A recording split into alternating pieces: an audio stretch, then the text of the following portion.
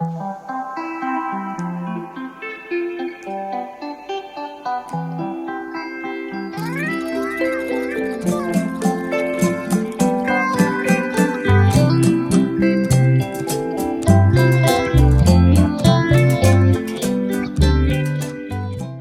une semaine prolixe que nous venons de vivre, douloureuse pour certains, sarcastique pour d'autres, stupéfiante pour beaucoup et inquiétante pour tout le monde.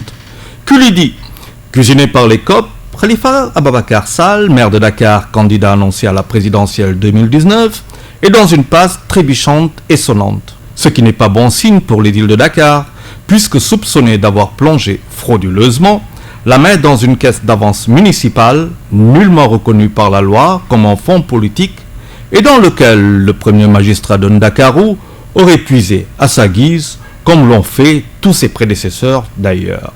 Et oui, chers messieurs, les députés n'ont jamais voté une loi portant fonds politique pour un maire, ce qui est valable aux yeux de la loi pour le président de la République. Assez magnanime pour que son premier ministre en dispose aussi, et pour l'Assemblée nationale, ne l'est pas pour monsieur le maire de Dakar, quand bien même on se demanderait pourquoi ce n'est pas le cas. D'autant que la demande sociale a déposé depuis des lustres ses nattes devant les portes de notre prestigieux hôtel de ville.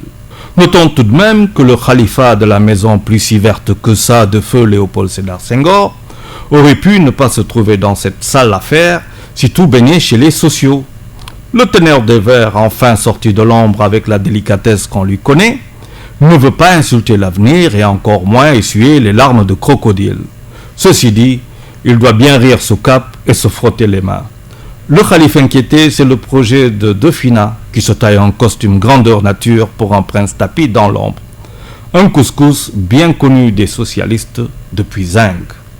Reste cependant à redouter que le maire de Dakar emporte dans sa chute probable beaucoup de bénéficiaires qui auraient surfé sur les largesses de ses œuvres sociales.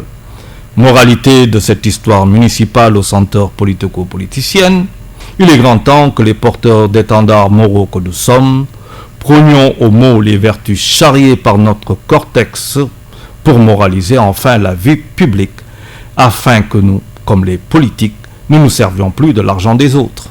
Comme ça, la réédition des comptes ne sera plus une affaire de concordance ou de couleur politique. Cette même rigueur que nous rejetons d'emblée est celle-là même qui doit s'appliquer dans l'enquête ouverte après la mort suspecte d'Elimane Touré au commissariat du port dimanche 19 février dernier. Il faut bien qu'on dise à la famille et aux Sénégalais quelle était la situation d'urgence pour que le policier arrête Elimane chez lui un dimanche. Il faut bien qu'on sache comment des policiers censés nous protéger peuvent-ils coffrer un individu un dimanche sans mandat. C'est possible, mais il faut qu'on sache quand même. Enfin, c'était quoi la motivation de ces flics? Et pendant que nous y sommes, on n'entre pas dans les violons pouilleux de nos commissariats sans avoir sacrifié à la fouille corporelle de rigueur, être dépossédé de toute arme ou autre objet contondant. Et s'il arrive qu'un objet susceptible traîne dans ce qui tient de chambre, d'hôtel, de police, la responsabilité est située. Que cette enquête aille au fond donc, sans qu'on y mette les formes de corps, afin de laver notre vaillante police et maintenir la peur toujours dans le camp des délinquants.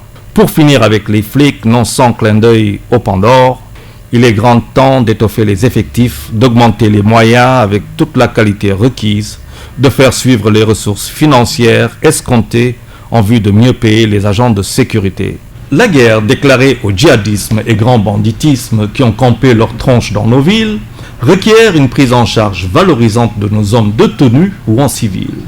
Car consciencieux, sans crainte, hyper entraînés et sans complexe dans cette société du paraître, ils seront plus à l'aise et moins exposés à la petite corruption. Enfin, pour finir vraiment, on a une idée de la caution pour les législatives de juillet 2017. 20 millions REC pour aller défendre les intérêts du peuple à l'hémicycle. Pas cher payé pour un sommeil quasi garanti, me diriez-vous. Sans rancune aucune, bonne écoute et bonne semaine à tous.